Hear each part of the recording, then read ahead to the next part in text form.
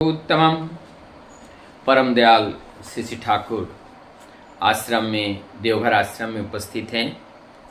ये 3 सितंबर 1964 की बात है। केरला से एक दादा आते हैं और माता के प्रति, माँ के प्रति जो भक्ति है, इस भक्ति को लेकर ठाकुर जी से चर्चा होती है। अब वो केरला से जो दादा आते हैं वो सहज सरल भाव से ठाकुर जी से समस्या का समाधान पाना चाहते हैं। जब उन्होंने अपने आत्मचिंतन किया और आत्मचिंतन करने के बाद जब उन्होंने समझा कि माँ के प्रति भक्ति होना आध्यात्मिक ही नहीं, हमारे जीवन का उद्देश्य है, क्योंकि माँ के प्रति भक्ति के बिना हमारी जीवन साधना अधूरा रह जाती है। इसी बात को लेकर के ठाकुर जी से कहते हैं, ठाकुर मेरे माँ के प्रति श्रद्धा भक्ति तो है, लेकिन उससे ज़्यादा हमें अपनी पत्नी के प्रति है। तो आप किस तरह से मैं अपने श्रद्धा या भक्ति को माँ के प्रति बढ़ाऊँगा।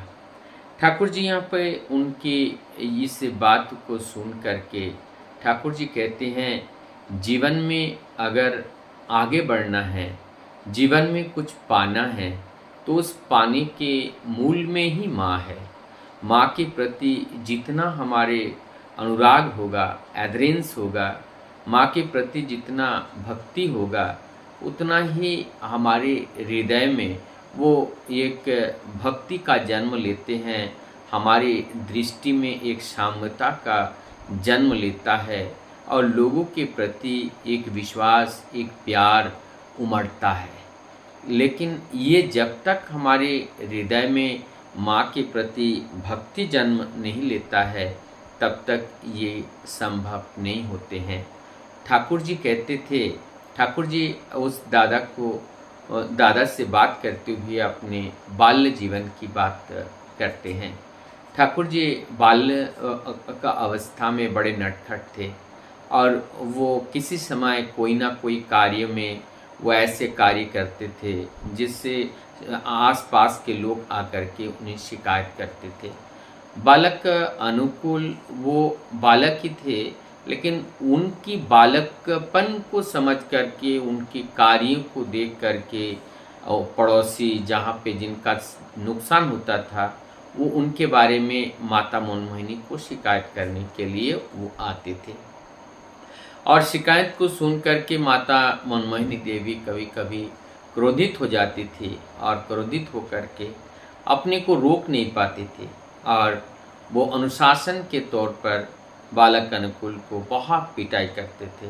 ठाकुर जी कहते हैं कि मैंने माँ के हाथ की जो बहुत पिटाई खाए हैं उन्होंने हमें, लेकिन माँ के प्रति हमारा एक प्रेम था, माँ के प्रति हमारा एक खोज था।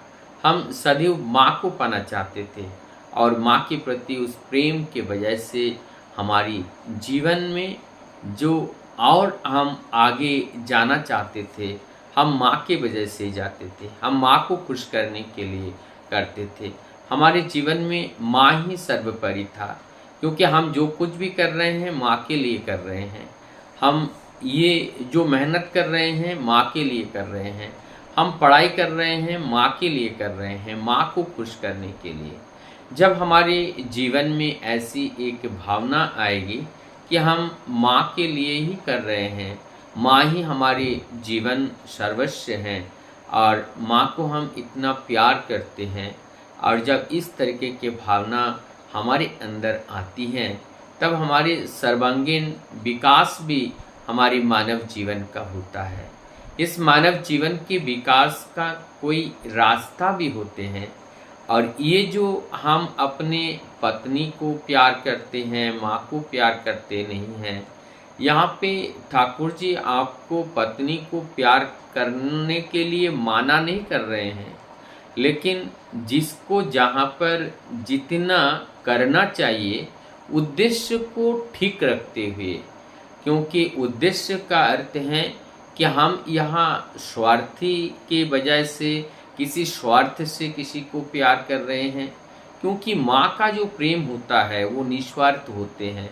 जैसे माँ सदैव संतान के विकास के लिए प्रभु से प्रार्थना करते हैं, ऐसे दुनिया में कोई नहीं है कि जैसे माँ अपने बेटे की उन्नति के लिए, माँ अपने बेटे के प्रोग्रेस के लिए, माँ अपने बेटे के जीवन को और ऊंचाई तक ले जाने के लिए सदैव वो ईश्वर से प्रार्थना करते रहते हैं।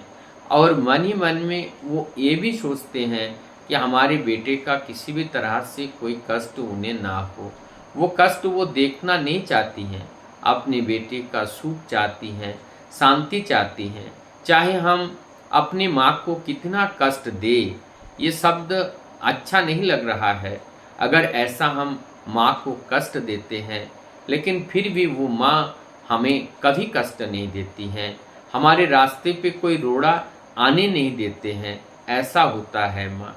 ठाकुर जी के श्रीमुख से इस तरह से माँ के बारे में जो व्याख्यान को जब सुना, ये सुनने के बाद केरल से जो भक्त दादा आए थे, उनके चेहरे की जो आभा है वो बदल गया और उनका माँ के प्रति एक श्रद्धा, एक भक्ति का जागरण हुआ।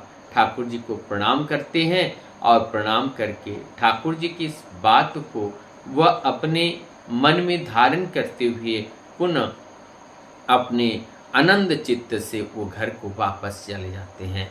वंदे पुरुषोत्तम।